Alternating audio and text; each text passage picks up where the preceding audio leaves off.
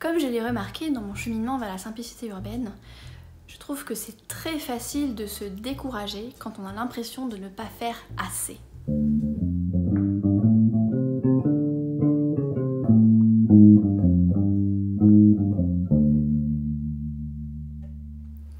Bonjour et bienvenue, merci infiniment d'être là aujourd'hui. Je m'appelle Florie et je suis écrivaine de science-fiction et de polar, parfois en même temps. Et aujourd'hui, j'ai envie d'aborder une question qui me paraît super importante autour d'un thé, qui est la notion de faire de son mieux.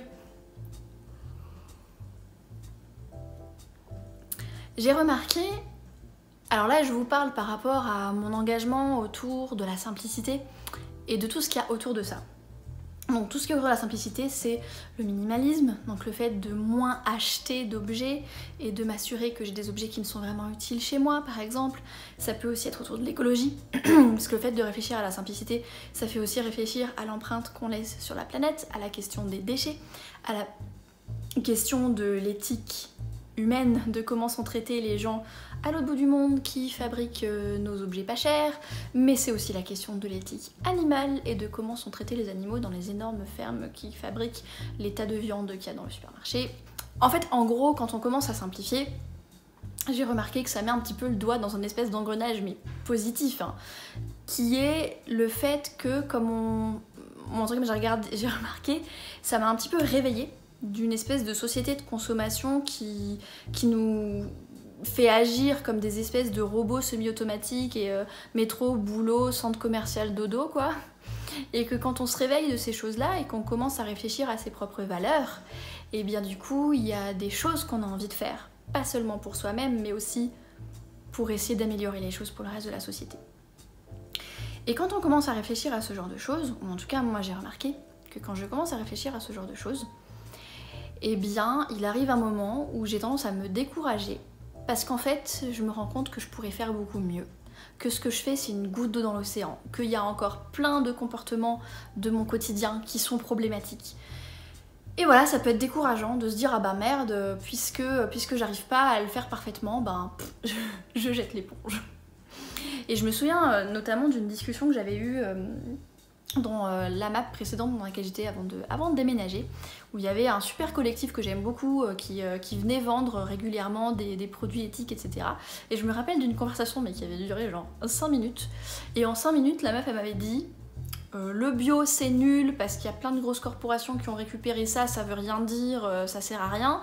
Et la ruche qui dit oui, qui est, je vous laisse vous renseigner sur ce que c'est une espèce de, un peu comme une AMAP, mais justement pas comme une AMAP, qui permet d'acheter normalement directement auprès des producteurs. Elle me dit bah la ruche qui dit oui c'est de la merde, ça a été créé par le type Café Free, c'est en fait hyper capitaliste, c'est pas du tout bien pour les producteurs, c'est pas comme une vraie AMAP, blablabla.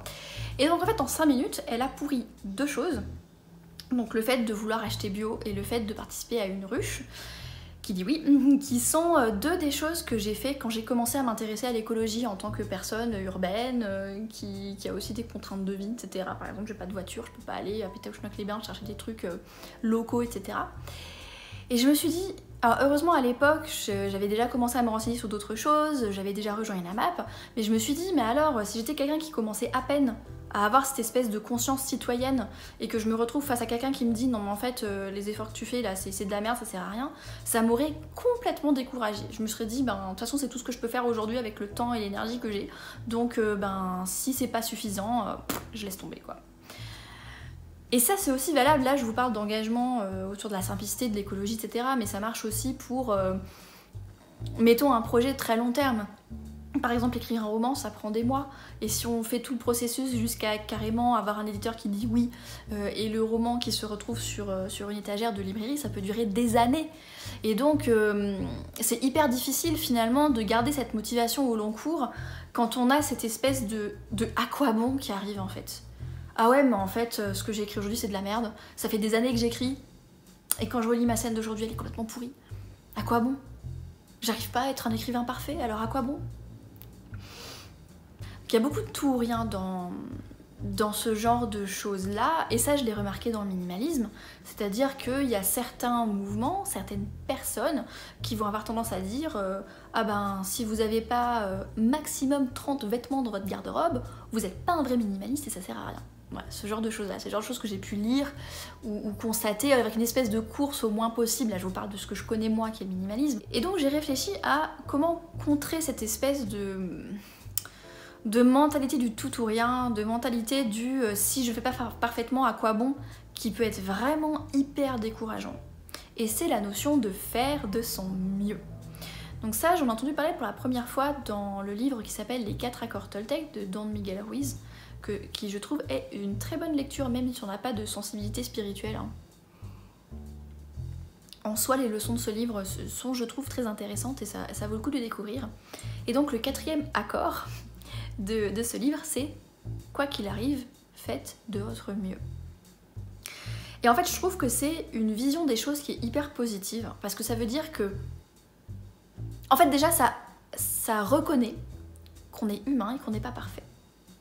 Ça rejoint la vidéo que j'avais fait sur le fait que l'impossible existe. Accepter que l'impossible existe. Être un parfait minimaliste, être un parfait écologiste ou être un parfait écrivain, ça n'existe pas. C'est impossible. On a des limites d'être humain. On a des limites organiques, on a des limites de charge mentale, on a des limites par rapport à notre quotidien aussi, par rapport à notre fatigue, à notre stress, à nos contraintes de vie.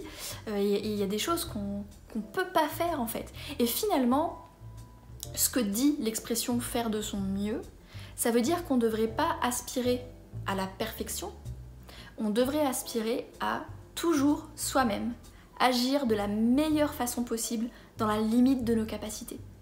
Et ça, c'est vachement positif parce que finalement, on est toujours capable de faire de notre mieux. Puisque notre mieux, c'est lié à nous-mêmes, c'est finalement une référence interne en fait, par rapport à ce que nous, on est capable de faire à un moment donné. Et peut-être que faire de son mieux à un moment donné pour quelqu'un, ça va être effectivement donner toutes ses possessions, mettre tout ce qui reste dans un sac à dos et partir faire le tour du monde pendant 1 an.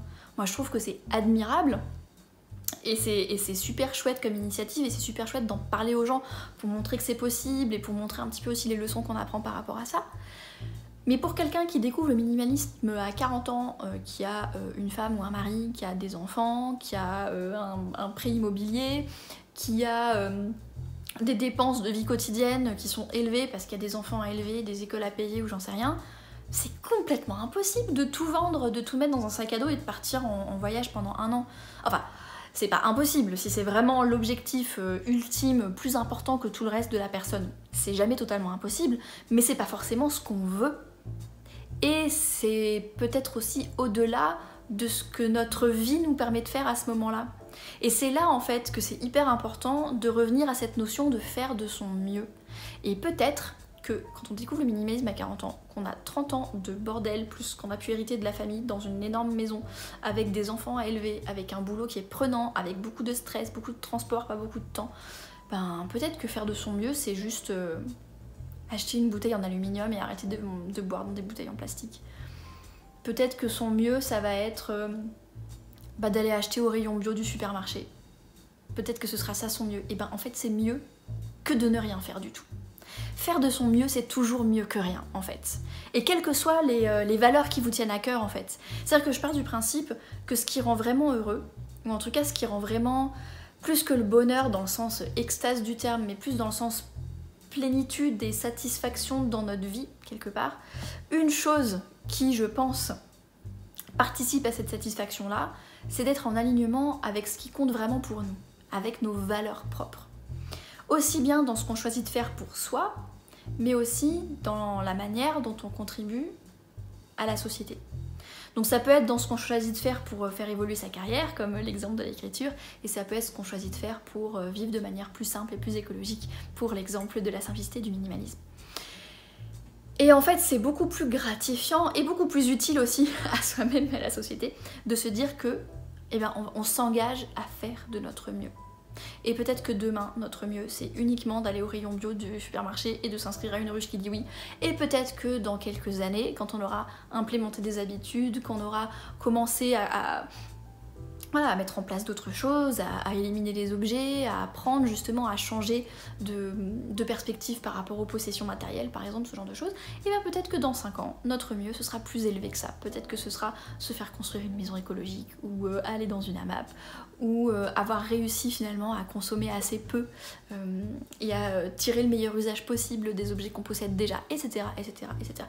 En fait, il faut voir déjà qu'il y a une marge de progression, et que progresser, c'est cool.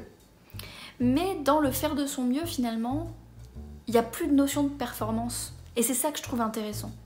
C'est que dans faire de son mieux, il y a juste la notion d'être en accord avec ses propres valeurs et avec ses intentions du mieux qu'on peut. Il y a une notion de respecter les intentions. Et une notion aussi de le faire de manière réaliste, en respectant ce que nos circonstances actuelles de vie nous permettent de faire ou pas.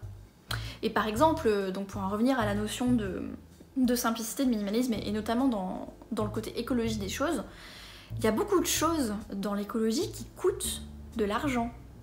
C'est-à-dire que acheter des produits bio, des machins d'AMAP, ça coûte de l'argent. Se fournir dans des marques éthiques, locales, artisanales, c'est de facto beaucoup plus cher que d'aller acheter dans des supermarchés. Et bien peut-être que vous n'avez pas le budget pour faire ça. Et en fait, c'est ok. C'est-à-dire que l'idée de faire de son mieux, c'est respecter ses propres limites d'être humain, les limites que l'on a dans notre vie. Et quelque part, je trouve que faire de son mieux, ça participe aussi à être satisfait de ce qu'on fait. Ça participe à cette idée de célébrer les petites victoires, plutôt que de se projeter dans tout ce qu'on n'arrive pas à faire. Et ça, c'est hyper important de célébrer les petites victoires. Parce que c'est ce qui permet déjà d'être satisfait de soi-même, de se dire, ben, j'ai fait de mon mieux, et je fais des efforts, et je fais de mon mieux pour être en accord avec mes valeurs. Et contrairement à ce qu'on peut croire que de dire ah bah oui, faire de son mieux, ça veut dire que du coup on peut se dédouaner de pas faire tout ce qu'on peut. Bah si, parce que faire de son mieux c'est justement faire tout ce qu'on peut en fait. Et que je trouve que ça donne une motivation de se dire bah je suis capable de faire de mon mieux. Et donc du coup si demain mon mieux c'est mieux qu'aujourd'hui, bah, ça veut dire que je vais m'améliorer et que je vais faire de mieux en mieux. Et au contraire ça motive, ça aide à persévérer. C'est l'inverse de l'énergie du à quoi bon. À quoi bon, ça décourage.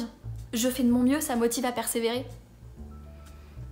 Et ça motive aussi à donner l'exemple aux autres de manière accessible et humaine. Je vais terminer là-dessus, c'est que pourquoi est-ce que dans mes vidéos je vous parle de mes doutes, de mes échecs, de mes expériences, de ce qui foire, enfin voilà, en tout cas c'est mon objectif et j'espère que j'y arrive, c'est que je vous montre un visage qui est très humain finalement et où j'explique tout ce qui va et tout ce qui va pas dans le processus, je vous montre finalement quelque part que je fais de mon mieux. Et pourquoi est-ce que je fais ça? Parce que je trouve que c'est beaucoup plus parlant et beaucoup plus motivant pour d'autres personnes. Parce que quand vous avez comme modèle des gens qui ont l'air d'être parfaits, qui ont l'air de tout faire parfaitement, qui ont leur sac à dos et qui font leur tour du monde en parfait minimaliste, ça veut pas dire que ces gens-là doivent pas partager leurs expériences, parce que je pense qu'ils ont des choses hyper intéressantes à partager. Ce que je veux dire par là, c'est que si on ne suit que des gens comme ça nous paraît tellement éloigné de ce que nous on est capable de faire, que ça va générer cette espèce de sentiment de à quoi bon. Par exemple, moi en tant qu'écrivain, si je ne m'inspire que de J.K. Rowling, je vais me dire à quoi bon? Jamais de la vie j'arriverai à faire comme Harry Potter, c'est beaucoup trop loin pour moi, c'est pas possible. C'est beaucoup au-delà de mon mieux en fait. Alors que par contre, si vous écoutez le partage de personnes qui font de leur mieux, qui foirent des fois, qui échouent, mais qui en tirent des leçons et qui persévèrent, et ben ça je trouve que c'est hyper motivant comme message pour les personnes qui vont chercher de l'inspiration en fait dans le parcours qu'on peut partager comme ça. Et après bah vous-même quand vous faites de votre mieux, et ben ça inspire aussi les personnes autour de vous, ou bien si vous avez justement une chaîne, un contenu que vous partagez en public, et ben ça va davantage inspirer les personnes qui vous suivent. Parce que ça paraît beaucoup plus abordable et beaucoup plus faisable en fait de faire de son mieux. Et ça ouvre le sens du possible. Si cette personne-là arrive à faire de son mieux, malgré les difficultés, malgré les échecs, peut-être que c'est possible pour moi de faire de mon mieux. Donc quelque part, faire de son mieux, c'est honorer à la fois l'idée que tout est possible et l'idée que l'impossible existe. Voilà, c'est tout ce que j'avais à vous dire sur le sujet aujourd'hui. J'espère que la petite discussion autour d'un thé vous a été utile ou intéressante. Si vous avez des questions, des commentaires, n'hésitez pas à les mettre en commentaire sous la vidéo ou bien à me contacter sur les réseaux sociaux, essentiellement Instagram, @floriteller. En attendant, merci infiniment de m'avoir regardé jusqu'au bout.